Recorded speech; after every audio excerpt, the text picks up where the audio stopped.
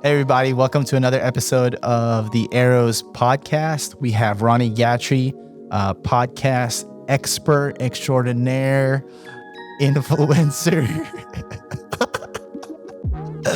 AI Drake rap lover. That's all in his LinkedIn. But yeah, he's going to talk about starting a podcast back when people didn't even know what that was yet, transitioning into video podcasts, and we just kind of talk about some best practices we've seen over the last few years.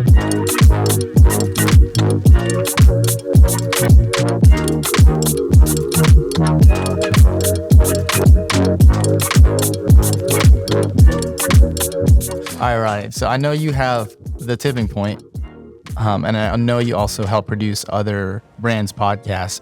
Tell me, how did you get started? What drew you to the medium? I'll start with The Tipping Point. It's a podcast with me and my good friend, Caesar Walker. And we now have an in-show producer codenamed Black. But it was Caesar and I, and we used to work together. We used to, have sports debates and all that stuff. And some of our coworkers were like, man, y'all really ought to do something with this. And we're like, I got laid off from the company. Years went on. I bump into Caesar. We're joking about it. So you guys were coworkers? Yeah. I never knew how you guys met. Yeah. We used to work at the same place. Years after I got laid off, I ran into him at, an event with a social friend, or mutual friend of ours, We were kind of joking around about the good old days back in the cube or whatever. Yeah. And we kind of kept in touch. And that joke was just like, man, I bet you won't order a mic. And I'm just like, I bet y'all order two. What you trying to do? So next thing I know, 2 days later, Amazon, 2 Blue Yeti mics on my doorstep. Shout out to Blue. Shout out to that Yeti, man. I recorded a full band's album on a Yeti mic, straight USB, no interface. Ooh. But that thing is nasty, man. It is. They're slept on. Underrated and overrated at the same time. Well, speaking of that, our first rig was a MacBook Air that I had at the time. 2 Blue Yetis, which after I think about 10 episodes, we realized only one of them was working the whole time. Oh boy. I love telling the story. So you had to do the whole aggregate device setup and all that crap. But that's part of the journey that I've loved, man. It's just figuring it out. With The Tipping Point, I don't know, creatively it lit a fire with me. And I was like, man, I'm into this. And if I'm given time, I'm going to take this and shape it to be as best as it can be from a production standpoint or production quality standpoint. And I've just always been intrigued with, in our journey, investing in equipment, learning how to podcast, learning how to develop topics and produce them efficiently and effectively. And even now, we're in a good space right now. I love telling the story. But you take 2 guys on a MacBook with 2 physical mics, but one working, recording in random libraries across the city. Fast forward to now to a studio space with, a soundboard, XLR mics, cameras, producer, everything in between is what I love talking about. So, man, does that answer the question? Yeah, no, okay. Totally. I mean, what I love about the medium is that it feels really democratic. It doesn't feel like there's a ton of obstacles in your way to get started. We're a video production company. We're half a video production company, half marketing company, creative agency. But even one thing that I even would say is a obstacle into video production is the gear, the know-how, the gear aspect of it can get really intimidating. I feel with podcasting in the audio space, man, like you said, the $100 mic, and then most people have a laptop already, and just start going, and if it just kind of speaks to the ease of entry into the space and starting to get your ideas out that might not be available to a lot of people on the video side. That is what I love about it, and it didn't stop you guys. Nothing. There was very few things that could stop you guys from getting started. Right. What was the early days in terms of trying to figure out what to talk about? Oh gosh. It was contentious initially because I wanted to keep our same energy about having sports debates. Think First Take, but on a local level with us just arguing our points. I wanted to keep that flavor. And Caesar disagreed. He wanted to be more social, more, I guess, current, if you will. And just because he felt like sports would just kind of keep us in a box. So I caved Okay. On the agreement that like every 2 or 3 episodes, we can at least try to find a way to weave in sports. But we kept it very cultural, and we had a heavy race dynamic in our infancy, if you will. And it was all right. But talking about the journey, now we're in more of like a self reflection, masculinity type of phase now, Okay. and to see how our audience has evolved over the years, it just speaks to the beauty of podcasting, man. You always have a clean slate. It's always okay to pivot if you need to. Was there like a feedback loop that you were experiencing though with the topics? Like, how did that evolution happen? Like, was it based on the feedback you were getting from the audience, or was that something that you were imposing on the audience? Like, what was that relationship with the audience like in terms of your topics? We were definitely imposing that. One of the things we did that I think was really good for us was another mutual friend of ours is a communications guy. Mm. And so we met with him and we were like, hey man, listen to Handful, listen to these podcasts. Let me know what you think. And that's when he started planting, the communications guy started planting seeds of like, you guys are all right, but you could be more from what we've seen if you lean into this or lean into that, which, end up turning into like, anyone who listens to the tipping point knows that my name is the emotional one. And I'm very transparent. Yeah. I love to share like what I'm going through, even if it's in my detriment. But it seemed like there was a huge audience for that. Now, disclaimer, one of the things that Caesar and I really believe in was we're not in this to get a whole bunch of followers and subscribers. We're in it for the art, The backpack. self-expression. Yes, backpack podcasters. That's kind of like our, Okay. yeah, that's like what we, it's Lupe Fiasco. Yes. All right, dude. but we never wanted to like really cater to what people wanted us to be. We wanted to stay true. Okay. And we've held on to that even during our evolution and our most recent pivot. It took bringing in resources because like we care about it. Like we're doing this for free. You know what I mean? Yeah, At yeah, this point, I mean, or at that point. And that now we've been blessed to have sponsors and things like that. So it's cool. But at that point, it was just like, even if we got to come out our own pocket, we want to see this thing be the best it could be while staying true. Yeah, if you're going to spend the time on it, it might as well be as dope as possible, right? Yeah. Yeah. That's so interesting because I feel like, especially even with some of our clients, they try to, it's always kind of like well, I was getting feedback that we should be talking about this, or like just random family members having some 2 cents into what you should be sharing. But it sounds like the application, maybe on the marketing side for us, is like, trust your intuition, trust like your knowledge, trust your like own thought leadership as the expert. Like if you are a brand out there, like you should be leaning into that. And yes, getting some feedback, because I'm sure you guys got some feedback. Like, I really love the vulnerability that Ronnie was showing. Right. That can only color your decision making on your topics like so much, right? Is that kind of what I'm hearing? Yeah. Because thinking back to that, like I didn't have a problem going there because that's just who I am. But you wanted to talk quarterbacks at first. Yeah, yeah. But still, like, it was still a comfort with me, and like, and I don't know if it's just how life was dealing with me over time that we started the podcast, but it's just like I just felt so comfortable in that space, sharing like, hey, dude, I was a terrible father today, and here's why. Mm. You know what I mean? Yeah. Caesar wasn't always like that. He was very like, he had that brick wall up. So we had to navigate that. To answer your question, kind of like at our infancy when we were agreeing to do it, it took a lot of like jockeying back and forth and a lot of compromise on both sides, because as you do that next episode, it's kind of like, okay, I really want to do this. Can we try this? Okay, cool. Yeah. And Because it's like a balance of sorts. you can't completely ignore the audience, because at the end of the day, they're the ones, giving you the kind of the platform that you have. But it sounds like if you don't feel passionate about what you're sharing on the pod, it's not going to be sustainable till you're going to do it for a long time. Right. And what we've known, like at the business, but also even in just my favorite podcast, like it's the consistency. Isn't it like most, like 99% of podcasts that start, like don't make it past 10 episodes? I thought it was like 6. Some crazy, like don't quote me on that number, but it's got to be some crazy low number. Between 6 and 10 for sure. Yeah, it's some really small. So like it's that consistency that actually is what begets a success. But if you're not passionate about what you're sharing, you're not going to do it a long time. Exactly. It's that simple. Yeah. And, taking that, thinking about that, like, everybody's got a podcast now, right? Yeah. But it's such a good feeling when I'm in spaces and I get to share about the podcast and people actually they go look it up. And they're like, "Oh, You guys, you got a podcast? Yeah, Like it's you like, did 100 some odd episode. Like you're in this thing, like yeah. it's a little bit of pride that comes with that. But to your point, It's that consistency. it's that consistency. Yes. Yes, that's awesome. Considering the space you're in, what are some of the biggest hurdles to consistency you've seen with your clients? I think it's that what we were talking about is like a little bit of insecurity about, oh, they've heard enough from me. If you think about any industry, whether it's like real estate or financial services, marketing, like that shit is infinite. There's so much to talk about. Industries are always shifting. So there's always something to comment on.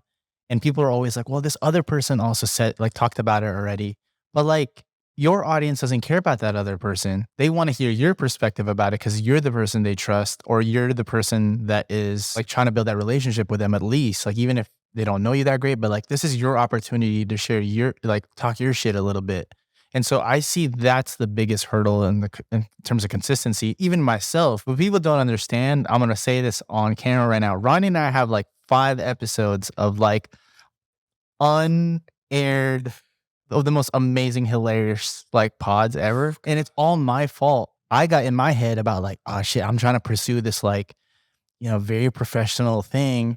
And we're on there talking like crazy stuff. It was good though. It was amazing. But like sometimes like I pull it back up and I listen to it. But it like that speaks to it. Like it's just a matter of like, are you secure with yourself and what you're not exposing, but like what you're sharing with the world? And I think that gets in people's heads. I know it did for me. So, and I've seen it before with other clients. So I think the ones that really succeed are the ones that get past that. One of the best ways I've seen people get past that is to bring other people into the pod as guests, because then it doesn't feel like the spotlight's just on them. It becomes like a platform for them to share their world with the rest of, the audience. So important people in their life, other thought leaders, and then it becomes more of a conversation. And then from then on, people get more comfortable. So I've been telling people from the get, like, if you feel weird about this, just like make it a guest-based show. I mean, look what I'm doing now. Like, I wanted to talk about podcasts, but if Erin was, and shout out to Erin, if she was like, okay, you're going to go and just talk for 30 minutes about podcasting, I'd probably lose my mind. Right. So I'm like, yo, okay, like, let's get another expert in here and like get their POV on it, and it becomes a conversation. So When does the expert come in? I want to ask what time is it? a couple questions. Around like 5:30. Okay, Yeah. cool. I'll hang out. No, but for real, like I think that's the biggest hurdle. Yeah. Do you see anything different? No, I see a lot of the same, and in shifting gears to like, I've been fortunate enough to make a podcast production business out of this, which is so crazy. I still don't believe that. Yeah, if you don't use us, use Ronnie. Oh my gosh.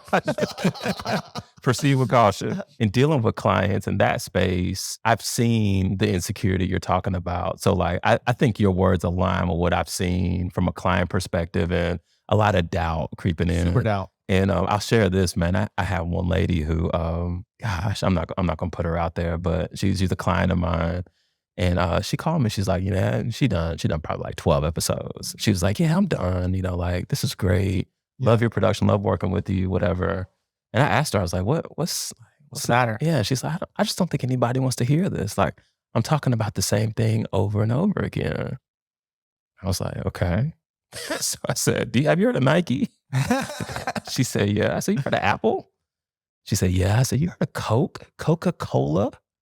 She said, yeah. She's like, what are you asking? I said, these are 3 products that essentially are talking about the same thing. Yeah. They are printing money, but they do not hold back on making sure their brand is in your face. 100%. If you really want a podcast, you're going to let that stop you when these other big brands are out here doing it, and it's not stopping them, and they're printing money. It's just a matter of frequency, man. Like, I mean, I'm pretty sure this number is super out of date now, but it's like the McDonald's principle, right? Like, people need to see a piece of advertising 7 times before they even make a decision whether they want to buy something or not. Right. Not like go buy it, but even like think about buying it 7 times. And then now in the world where like you get bombarded with social, like digital ads all day, I'm sure we've become even more desensitized to advertising.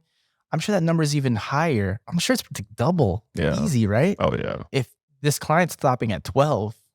You haven't even hit that number yet, my dude. So imagine too, like the size and scale of actually your audience. Yes, you've talked about something 10 or 12 times. And if you're lucky, like 10 or 12 people have heard it up until that point. Yeah. It might not be the 10 or 12th time someone has heard that. Like person A might have heard it 12 times. Person B, this might be their first time getting on board your train, So you got to give them the best show you can. But like giving yourself more opportunities to get in front of them. I think it all comes down to frequency, right? Oh yeah, for sure. So did she come back around? She did, yeah. And, I made sure, like, I made sure she understood, like, this is not me, like, doing a money grab. Yeah. But you were honest with me, so I just felt like I could at least be honest with you. Yeah. She respected that at the end of the day. Just losing out on the opportunity. Yeah. Right? Because I think that's huge. I feel like we've been pretty early on the wave of, like, video podcasting. Let's go here, Josh. Because that's been a game changer, I feel like, for a ton of my clients. I feel like it's been a game changer for Tipping Point, but also your clients too. Like, talk to me about like your transition into that, like making that more of a priority. Like, what's that been like? All right. I know you're not going to like this, but you're a big part of this. I know. Okay. Is that what you asked? Very important. It was this man sitting across from me that started to enlighten me on, little things to do to incorporate video to the podcast. I thought you were crazy at first. I got to give you credit, man, because not only did you talk about it, like you took me under your wing and you showed me how easy it would be to do. And, we started off with an iPhone. Was it the most or the best produced? Probably not. But does it have to be if it's a podcast? You know what I mean? And we started from there. Like one camera was my iPhone, the other camera was his iPhone. I would pull all that in and somehow try to, Yeah. This is before I had Premiere Pro to where I could see. You know what I mean? Like I had to. I'm rough, dude. But it was just one of those things that I enjoyed it. The beauty of it was you helped me realize this too. You don't have to you really edit the entire podcast. Just get certain clips, put those clips out there. And for us, we chose Instagram as our medium. And you can go out there now because we still have our old stuff out there and just see like our progression up to, vertical reels and all that. It started there. And then through my relationship with you, getting into more camera stuff, then I invested in the camera, then invested in 2 and then invested in 10. I don't know how many, not 10, but I got 3 now. But and then adding things like switchers and stuff like that. I know that can get complicated, but when I talk to people who want to podcast on their own now and not use my services, which is fine, I'm telling them like, you don't realize the power you have in this iPhone that's already in your pocket. It's nasty. It's nasty, dude. Yeah. And sometimes like I'll use it even in the midst of my pro gear. Well, it's not pro gear. What is it? Yeah. Is it pro gear? Whatever. I don't know. It's pro to them. They don't gotta know. Yeah, sometimes I'll still pull this thing out for the HDR, the 4K, all that stuff. You know what I mean? I still use it. It goes back to, really being real with your expectations. Yes. If you want to get in the video, tiptoe your way in. And don't outthink yourself into thinking like, I gotta go get this $5,000 camera.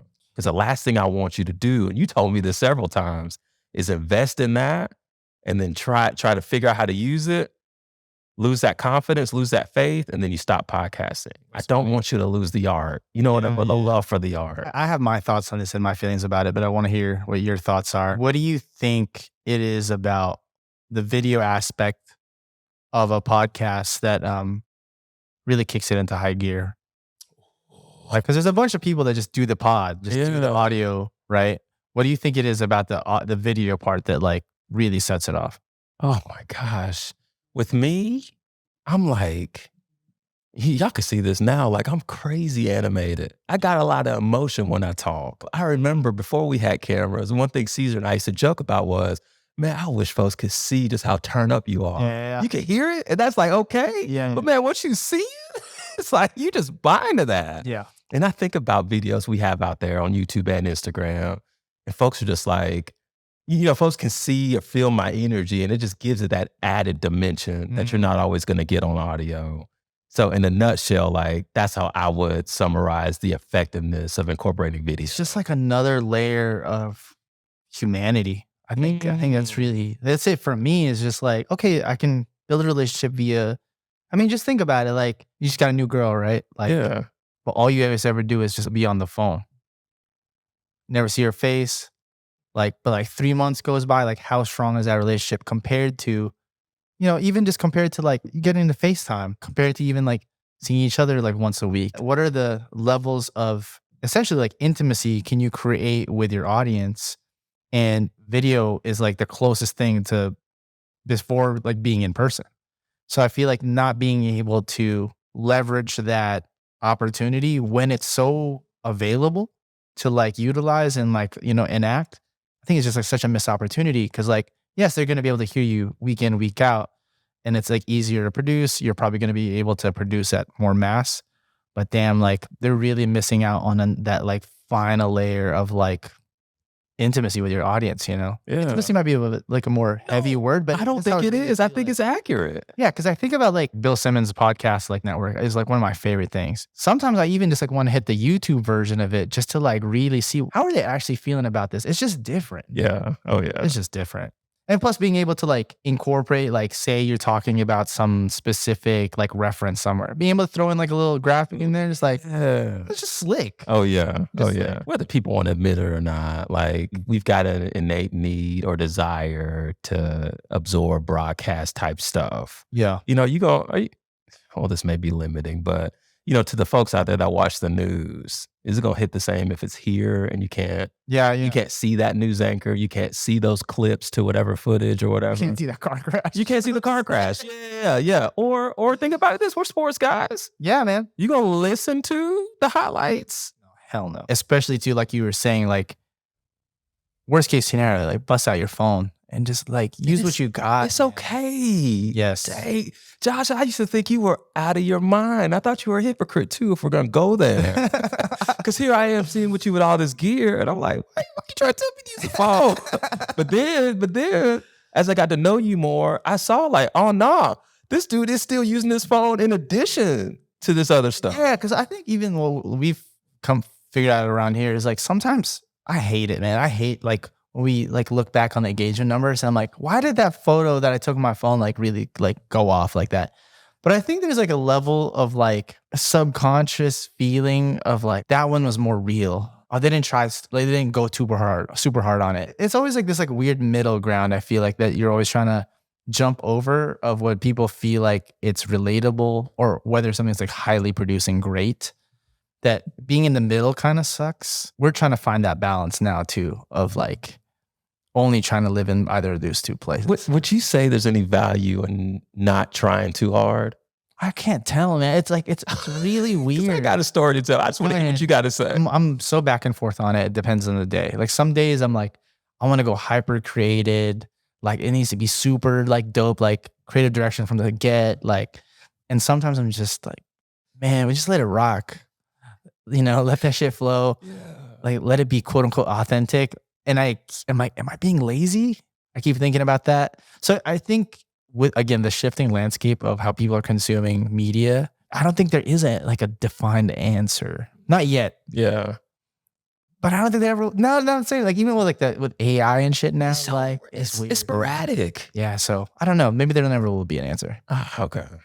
Why? Did you have some thoughts on that? Well, yeah. Like I think about stuff, and I'm talking about like for Tipping Point. Think about stuff that I've like, to your point, put a lot of time in. Maybe gone outside of what I normally do just to add a little bit of flair. Yeah. And then you put it out there and it's just like your mom and your sister like it. Yeah. And just like, dang. And then vice versa, you got this clip. We got this clip out here that's done like 1.5 million views. Yeah. And this was like a clip that I wasn't even crazy about putting out. It took me 15 minutes to make it. And I was like, okay, whatever. Let me just drop it out there. Everybody goes nuts over it. Dude, it's one of the things It drive you crazy. I hate it the most as a creative. It's like, can somebody tell me like when I should just like save my bullets again? Please. Can AI do that for us? Yeah, can you just tell me when it is I should like work a little harder? Right? Is that fucked up?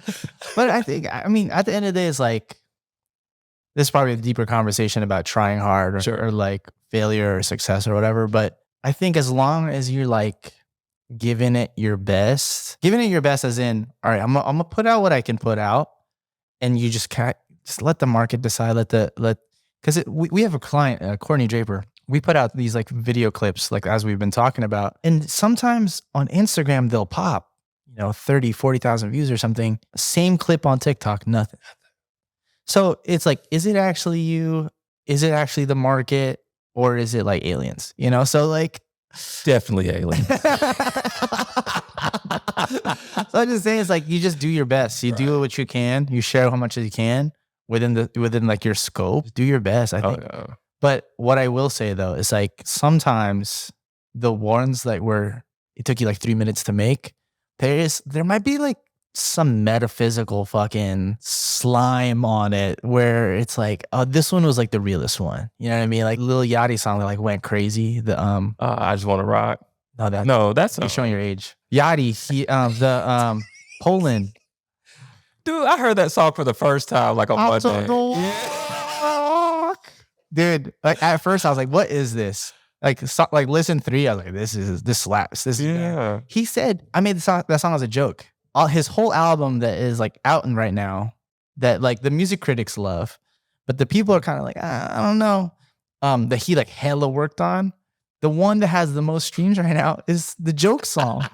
So how would you feel if you're Yachty? That's still his creation. Like, sure. it was like, he said it was a joke, but like, I'm sure there was like some level of like of himself that he's actually putting out there with that. So that's sometimes how it feels like with creating these little videos. I'm like, this one I was just trying to get the numbers in. You know what I mean? You're right. Like, this is just like the throwaway one, but that was the one that crushed. Are you kidding me? That's all. So, yeah. Oh man, it's just tough to tell. It is. But I mean, to that point, I would encourage anybody that's listening to this, like, whether it's something you put out that took you 3 minutes to make or 3 hours, just make sure you're enjoying it. Facts. Because I can honestly say, even with that clip, I still enjoy putting it together. You know what I mean? That's a bar. Yeah. Is it really? Okay. It's like, did I get my age back? No. Okay. It's cool. I'm 40 AF in this piece. You're not 48. I'm 40 AF. Oh. And I ain't talking autofocus. Damn, he just added 5 years, dog. He just added 5 years. Okay, cool. We got a few more minutes. What's the immediate future for your like podcasting journey? Like, what does that look like? Oh, that's a really good question. You don't even know right now, huh? Well, no, I'm gonna give this to you, man. Okay. Oh, I don't like talking about this. Y'all are gonna take me here. Okay. I really think it's podcast directing. Okay. Cause like one of the things that I've been blessed and privileged to do in terms of the podcast that I produce is I've been able to kind of help shape content direction. Okay. And I think about this one client that I have. She comes in and she's not one to like prepare or plan or whatever. Our podcasting sessions, as she says, are like therapy sessions. That's awesome. And so I'm asking her questions and she's answering them. And I'm saying, okay, I need this energy, but I need you to make it feel like this. And I need you to cater that to this type of person. I love that. And she takes that and she runs with it. And it's great. I love it. Yeah. She was pouring into me recently and was just like how valuable that is to her because she comes in the studio not having much of anything, but she knows if Ronnie's there, oh, we're going to get something. That's awesome. So in terms of direction, I really want to, when I think about my future in the podcast space, I want to lean into that a little bit more. That's awesome. Yeah, dude. I love that. Yeah, a lot of people, they just need the direction. Like, yeah. It's in there. They just don't know how to get it out. Gotcha. I love that. Sorry, I thought of something else. No, go ahead. Another client of mine tells me all the time, he's like, man, Ronnie, you'd make anybody want a podcast. Dude, it's fun. It is, dude. It's you like, get to just like get everything off. Yeah. You know what I mean? Dude, I love it. Oh, look at me now. I'm glowing. All right. Last question I always ask people on these pods lately. We're a media company, basically. What are your favorite top 3 pieces of media right now? Maybe like the last month, like maybe last 20. Oh, like what I'm rocking with, like music, rocking? movies, Yeah, whatever. Top 3 right now. What are you messing with right now? Okay. Number 1. Let's do this. Mario Brothers movie. Dude, 10 out of 10. That shit was so good. I just need to know if you want to go there or not. Or do I just need to leave it right there? We can do a whole pod out of the Mario. Okay. Well, like, what does 2 months with the Mario movie like look like? Because oh my God. I will just say, if you guys haven't seen it, Watch it. Yes. It's so good. Bro, I'm so embarrassed to admit this, but we took our boys. Yeah. And I'm the one that's all giddy. Like, I left them in the car. I was like, I'm about to go in here. Y'all take as long as you need to. I'm going to get my seat, my popcorn. Just ordered your Mario. Right. Dude, it was so good. It was good. It was solid. So Mario Brothers #1 for me. You know, I got to give you some music. And this is as of right now. I've been on a Masego kick. Okay. Like I've been taking a lot of Masego. Little alt R&B for you. Yeah. Okay. I've been heavy on it right now. Okay, good. Like in your films, you're like, not a lot, you know? Right. Yeah, I like, he has a little detached vibe. Yes, he's still kind of, like, hey, I can still deal with you now. I'm not going to start anything, but I will finish it. Right. Yeah. And then a podcast, if I can incorporate that into the media category that I've been absolutely obsessed with, The Pivot.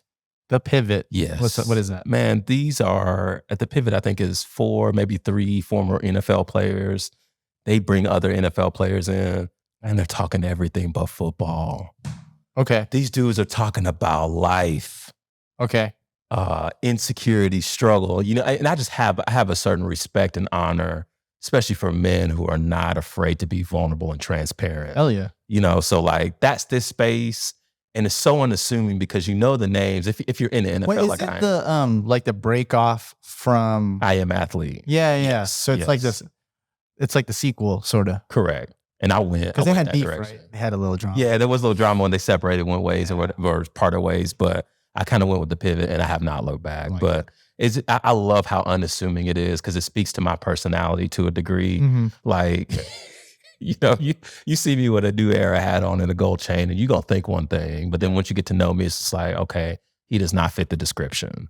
And I think The Pivot is the same way. When you see these NFL guys, you're thinking, you know, low intelligence. We're going to talk. CTE is tough, though. Right, it is.